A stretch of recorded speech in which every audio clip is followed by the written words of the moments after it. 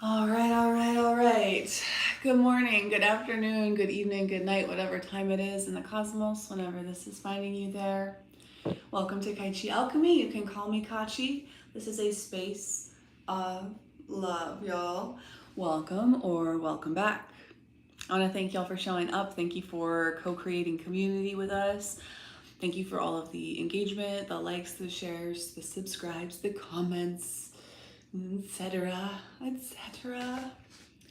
It really helps to grow the channel, expand our reach, help more people. Today, we're going to be reading another chapter from the Ringing Cedars of Russia series.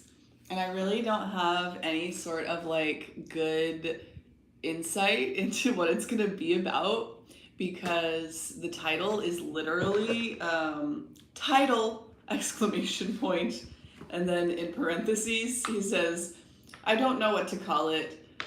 Whoever can, come up with a title yourselves. So I'm going to give that assignment to y'all today. If you can come up with a title, I would love to hear your suggestions. And maybe I'll put it in the tagline or, in the title line for the post after I put the live replay up. Hello, good evening. Where are you tuning in from today? How are you doing today? All right. While we're waiting for people to keep hopping on. Oh, I think we're getting there. Just gonna clean up from this Leo reading here. And we will get started on title. And before we do that, does anybody have any particular individual questions that they would like for me to pull some cards on before we get started on today's reading? If you would, feel free to leave them down in the chat below, okay?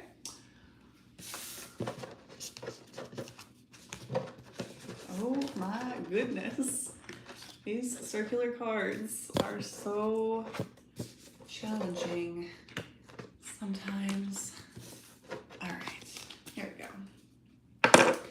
Maybe I should just get one while people keep filing in for a second for this collective here today. Before we get started on that chapter there, is there anything that this collective gathered here today would benefit from seeing or hearing, feeling, experiencing, questioning? Ooh. We got Thanatos at the bottom. Maybe some web symbolism there. Interestingly enough, we just had this nodal shift from Pisces and Virgo axis into the Leo and Aquarius axis. And I definitely associate Aquarius with not necessarily spiders, but the web, the internet, and how we're all connected. It's like Leo is the sun, our sun, and the sun is a star.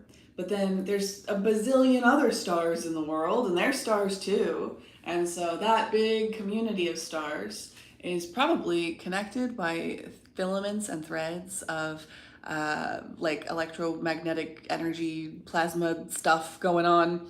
And this is kind of how I imagine Aquarius, is all of the other stars and how they connect.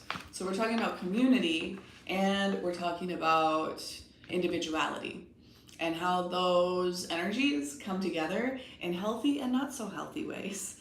Again, I haven't read this chapter today, so we'll see what connections there may or may not be in there. Chapter 32, title. I decided to tell Anastasia's grandfather about my new assistants. A lot of articles are now being written about Anastasia. She's being talked about in both academic and religious circles. One production team, made up of very religious and considerate people, offered me a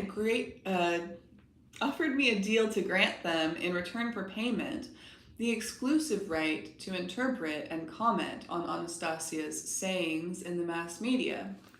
I agreed. And for what amount, Vladimir, did you agree to sell them, Anastasia? The tone of his question and what he was getting at left a rather bad taste in my mouth, and I answered, "What do you mean, sell? I told them more about Anastasia than I wrote in the book. I told religious people so that they could offer their exclusive comments as well as their explanations of what she said. They want to meet with her. They're even ready to finance an expedition." I agreed. What's wrong with that? The old fellow didn't respond immediately. Since no reply was forthcoming, I added, "They offered me money for an exclusive right. That's the way we do things. People offer services for money. They will earn even more from their publications."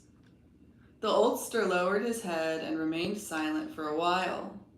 Then, as if thinking things over aloud, he said, "So, you, in your enterprising way, sold Anastasia, and they, assuming themselves to be the most religious and competent people in the world, decided to buy her." Well, that's a pretty strange way of putting it. So, when it comes right down to it, what did I do wrong?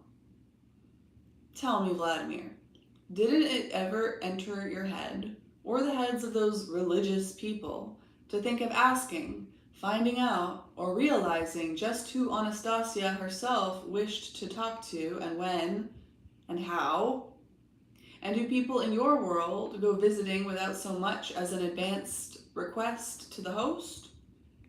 I don't recall her asking anybody to visit her. If she doesn't want to talk with them, she doesn't have to. She didn't sign any deal. But you did. She is ready to share what she knows with everyone, but it is her right to determine how she's going to do this. And if she's chosen to set it forth in a book and with your expression, who has the right to dictate or demand another? She made the choice herself, but somebody wants to change that. And the reason behind the effort to alter her choice is clear. She will not talk with people who put themselves ahead of everyone else. With people whose self-righteousness she knows will distort, overturn, and adjust to their own way of thinking the truths she holds sacred. Why paint such a dark picture ahead of time? These people are interested in many different teachings. They are very religious. It is they who have determined that they are the most religious of all. Religious self-righteousness is the apex of the most deadly of sins, pride. I began to be overwhelmed with an inexplicable sense of anger at myself. I had not yet received payment for the deal, and so I was able to break it. And shortly afterward, not seeing anything amiss, I signed another deal with one of the religious centers for the exclusive right to my own interviews. Once again, I was taken in by their considerate attitude and the religious knowledge they displayed, especially since this deal concerned me alone and I could do with myself what I pleased. But once again, both they and I fell into a trap, and once again it turned out that I had indirectly sold Anastasia and they had bought her. And this time, it was not Anastasia's grandfather, but a Moscow woman journalist who, after reading the new agreement, flustered. "Boy, how stupid can you get? You sold Anastasia real cheap. Take a closer look and see what the fine print says. You've signed over the rights to others, an exclusive right, to exploit and use as they see fit over the most powerful information channel there is, everything you said relating to Anastasia. You denied yourself the right to even to question their opinion, no matter what it is." To what degree that's true, it's hard to say. Maybe I'd better cite a few of the points of the agreement here. 1. Subject of agreement. The author gives exclusive rights to all videotaping of himself, as well as to the use of any other video materials connected directly or indirectly with the production of Anastasia television programs, hereinafter referred to as programs. The aforementioned transfer of rights to the contractor extends to all countries of the world. The contractor undertakes at his own expense to prepare one copy each of 3 programs of between 30 and 40 minutes each on a professional Betacam recorder. By mutual agreement between author and contractor, any interaction with video or film studios, television, including cable TV, as well as the shooting of any video on any equipment, as well as the use of video materials on the given subject, is to be effected only and exclusively by the contractor. While this agreement is in force, the author waives the right to give video interviews and prepare any audio materials using the concepts or terms that are in the programs, either directly or indirectly. After analyzing all the events connected with the writing, publication, and distribution of the Anastasia book, I came to the conclusion that people who call themselves strongly religious have a dark side, which they themselves fear, and thus keep trying to assure others and persuade them of their religiosity. They are probably afraid that people will discover their dark side. It's so much simpler with entrepreneurs. Their actions and goals are more open, less obscured, and consequently, they are also more honest both to themselves and to those around them, to society. It's possible I am mistaken, but you can't get away from the facts. 3 Moscow students keyboarded the text of Anastasia. They had no expectations of compensation anytime soon. They never talked about any religious matters. The book was published by the manager of Moscow Print Shop No. 11, a retired officer by the name of Gennady Vladimirovich Grutzia, at his own expense. The print run was small, and there wasn't even a thought of breaking even. Grutzia, an entrepreneur, never talked of religious matters either. The next run was paid for by the business manager of the Moscow Publishers Clearance House, Yuri Anatolovich Nikitin. But then it turned out he wasn't dealing in books at the time. He gave me the greater part of the print run to sell. He set no deadline for getting a return on his investment, and he too never talked about religious matters. And then the religious people began putting in their 2 cents worth, and a print run of 45,000 was released by an underground press. When this religious firm was discovered, they started proclaiming their religiosity and desired to produce bright things, and even promised to pay authors royalties. They still keep promising that, and that's not the only case. Religious people generally seem to be very neglectful of accounts, especially when they're the ones who owe the money. As to the transfer of exclusive rights, I have decided to make it clear on the pages of this book, I shall no longer give exclusive rights for the interpretation of Anastasia's sayings to anybody. If anybody challenges me on that, let people know that I have not given anything voluntarily. Why do I say voluntarily? The Moscow journalist who helped me break the contract soon became the target of anonymous threats. Who made them? What did they want? What kind of religion do they profess? They support their religion by extortion. Well, I know what the extortion racket is all about. After all, there are human beings there too. And I want to warn them. Be careful, be extra careful around religious people. And before getting into anything, consider calmly and carefully where these religious people are taking you. There's more. In the first book, I wrote that I had invited Anastasia to come to Moscow herself and appear on our TV, but she refused. I couldn't understand why at the time, but now it is clear to me what she foresaw. Even after the book came out, there have been many interpretations of what she said. Many quite different interpretations. Some are interesting, some are controversial, but among others, one could clearly trace the desire on the part of certain people to interpret her in a manner that would serve their own interests. Direct challenges were thrown my way, for example. So you think you alone have the right to talk with her? You don't understand everything. Let others speak with her. More will come out of it. But she is not an object to hand over to someone. She is man, and she herself has the right to decide how she will act, whom she will speak with, and what she will say.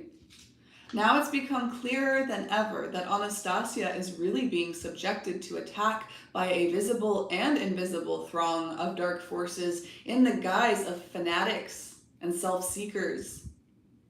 Back in the first book, I quoted Anastasia as saying, "I know what a terrible mass of dark forces will descend upon me, but I am not afraid of them. I will succeed in raising my son. I will succeed in seeing my plan come true, and people will be carried across the dark forces window of time."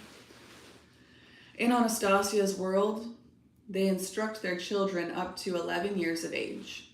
In other words, she has at least another 10 years she can hold out. And then what? I asked her grandfather. Is she bound to perish? It's hard to say, the old fellow answered. They all died quite a bit earlier compared to her, and more than once she has embarked on a journey foretelling physical death, but each time, at the last moment, the law has flared up. Forgotten it may be, but it is still strong enough to overrule anything else. It has illuminated the essence of the truth about earthly existence, and it has caused life to remain in her earthly body. The old man fell silent and once again, preoccupied in thought, began tracing some sort of symbols on the ground with his stick. I too began thinking, wondering how on earth I got myself involved in a situation like this. But the thing was, I couldn't very well walk away from it now. It might have been possible earlier, but not now, because of the child. Anastasia had given birth to a son. Even though she'd rather devote herself to caring for the child and raising him, she is not going to abandon her dream to carry people across the dark forces window of time, and she will not, because she's really very stubborn. Someone like her will not walk away. And who will help her? Naive as she is, if I should renege on my promise, she's got nobody left. She'd go to pieces. And that's something that should not happen to a nursing mother.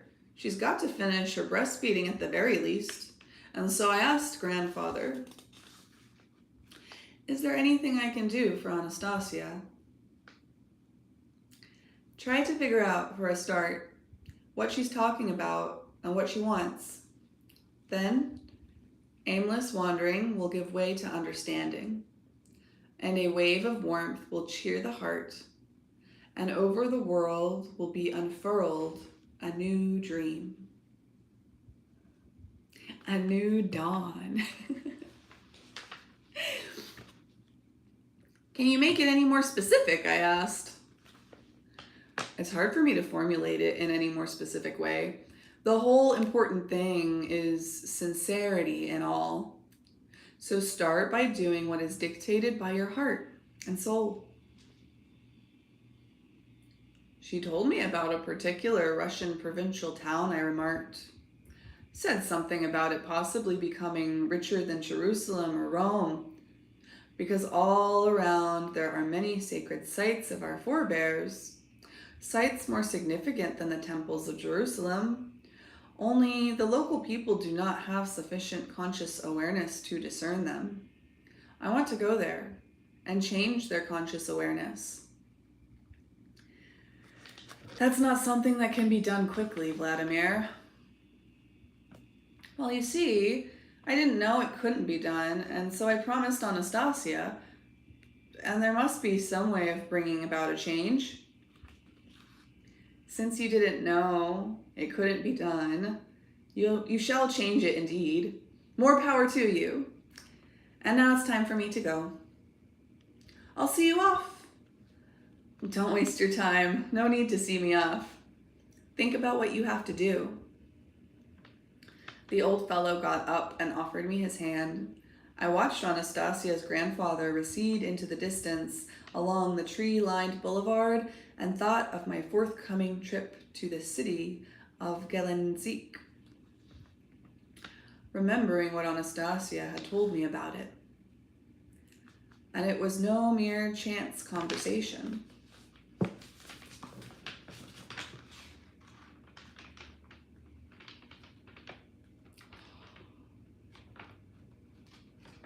Do you want to see? Let me see if I can get a good shot of this. I think there's two I want to show you. So this is one of the sacred sites that Vladimir was referring to. I think that there's like whole dolmen tours and stuff going on. And these are the little stone houses dotted all over different places, mostly in Russia, but all over the world you can find similar structures. And there's these stone walls on all sides with a stone roof and just a little hole in here. And it's like designed for people to go in there. There's all kinds of different theories about what they're for because we don't have any official history on it, and we don't have people investing in archaeological research around it or anything. So it's very much still an untouched, like a space where you can really tap into your intuition about what it's all about, without having the distortion and the distraction of any like preconceived notions that you were taught about, you know? Hello, Amit. Hello, Isabel. Welcome. And then this was from one of the other chapters that we were reading recently, but I never ended up showing it because I didn't realize it was in this book. And this is that picture where somebody like drew a portrait of Jesus with one line. It's like a spiral, and they just like make the line darker and thicker or lighten it up. And this whole picture was drawn with one line, with one pen, with one pencil. Can you see that? It's really hard to see unless you're looking right up at it. I really only can tell on his chin. It's so good. Maybe I'll take like a photo and put it on the community tab or something. That's pretty cool. But yeah, I'm pretty sure that Your Sacred Sites, O Russia, is like the last chapter or almost the last chapter. Oh, it's very long. Oh my gosh, but yeah. Okay, so thank you guys so much for sitting through these first two books with me. It has been an incredible experience.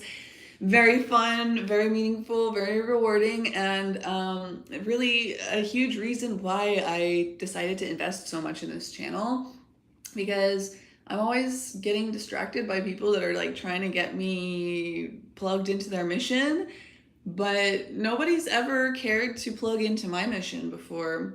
So we're gonna see if anybody out there has any interest in co-creating these family homestead communities and these spaces of love in regard to healing centers and businesses and individual family homes and wider community structures and organizations that help people to move slowly in that direction and all of this. But really, the idea of motherland and the idea of getting people into spaces where they're able to connect to the earth, to spirit, to connect to their actual human rights. Most of the things that we talk about as human rights in the world today, I don't believe to be human rights. I believe that we all have the right to the soil under our mother's feet when she gave birth to us, the water in the area, the sun and the air, and and maybe we should have conversations about further rights than that.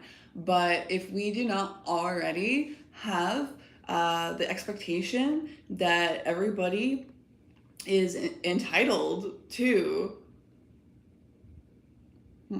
more or less, entitled to their motherland, entitled to their home, entitled to their sustenance, their food source, you know what I mean? If we don't have the soil under our feet and the water in the stream and the air and the sun that nourishes the trees, if we don't have that, if we don't have every single person on earth in a family homestead with access to food, water, sunlight, and air, then we don't have time to be talking about other rights. We need to get everybody into a space where they can connect to earth, they can connect to spirit, they can connect to their soul, they can build intergenerational wealth, not through currency, but through building the soil, through stabilizing the energetics, through learning, through writing family history books, through having actual value on earth. It doesn't matter what kind of fight for rights that we're wanting to go after if we don't have every single person on earth in a home where they have soil, water, air, and sunlight accessible to them, ideally under where their mother's feet were when they gave birth to them. Motherland is the crux of this entire mission to heal the world, to help everybody, to increase this acceptance and understanding of all the rights and responsibilities that we need to have. We do not need to be having talks about human rights. We need to be talking about the responsibility that we have to ensure every human being has their motherland, has the home where their mother gave birth to them, where their mother's feet touched the soil when they were giving birth to them. If we do not have soil and water and sunlight and air that we can pour into, that we can nourish and steward and pass on, and know that everything that we invest in, everything that we build the soil up for, everything that we make the fruit trees ready for, everything that we design to make it smell good and pretty is in mind at least 7 generations, more than 7 generations. You're thinking about humanity because you're thinking of yourself as part of humanity. You're thinking about the future because you're thinking about the fact that somebody in your past thought about you before you were born and made tough choices to create something beautiful for you.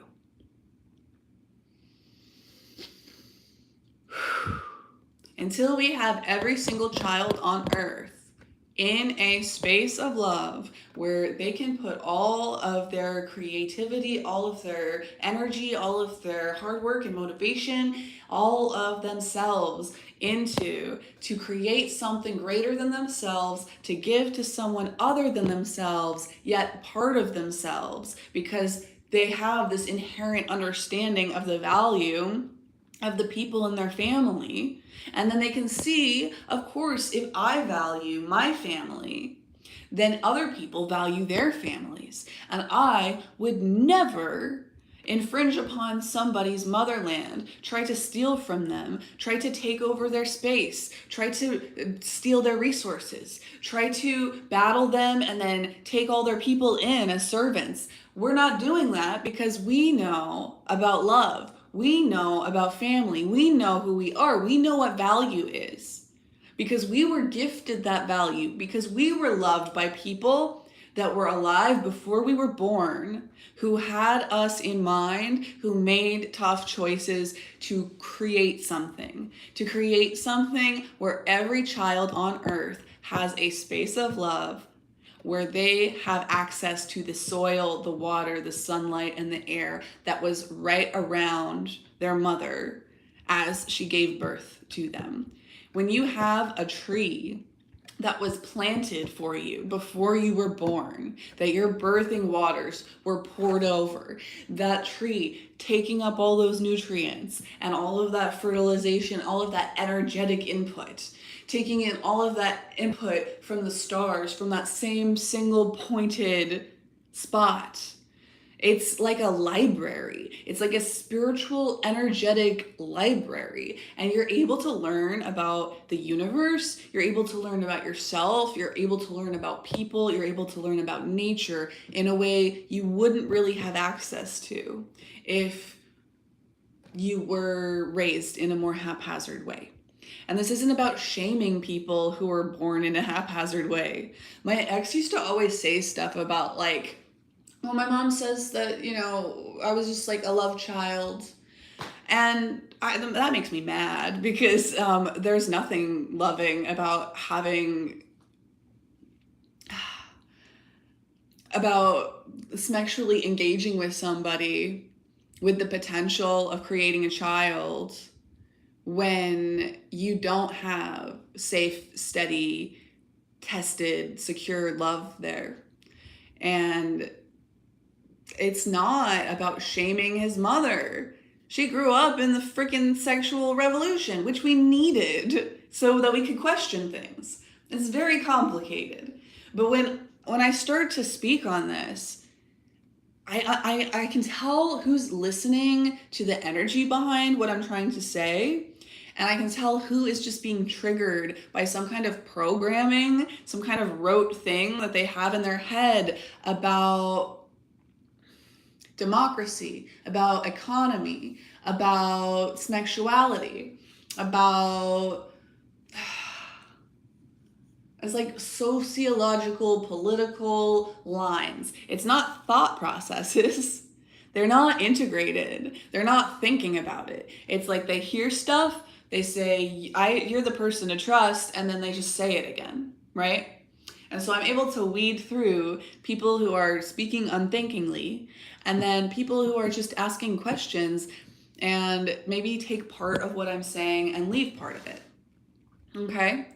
But this is what the entire Ringing Cedars series readings mean to me, is helping to sift through and figure out who understands the value of home, of family, of motherland, of roots, of a forever home, the impact that has on us sociologically, like politically, globally, the way that we interact with each other in our local environments with the people around us, the way that we interact with ourselves, the way that we interact with spirit, the way that we interact with our ancestors, the way that we interact with our living relatives. This changes everything. The intention and the long range thinking.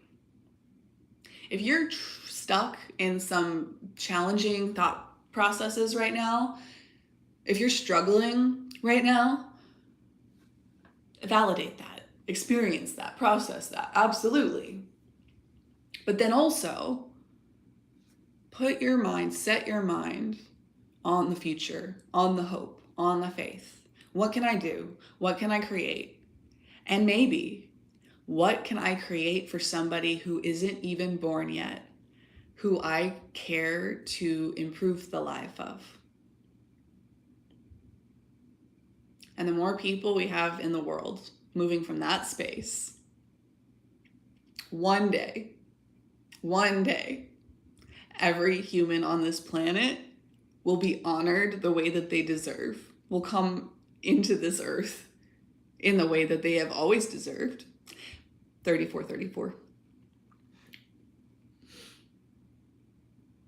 But we just had to go through a process to learn the value of it, to learn why it's so important, to learn why a child needs a mother and a father and a sky and a soil and a tree and a forever home and roots and a space of love. Thanks, y'all. I will see you guys next time. Thank you so much for showing up today. Thank you for all the support. Thank you for all the engagement. Let me make sure I didn't miss any of the comments. Hello, hello, hello, hello, hello. Oh, that got retracted. Okay, cool. I love you so much. Love, light, peace, and personal responsibility. I'll see you when I see you. Boop.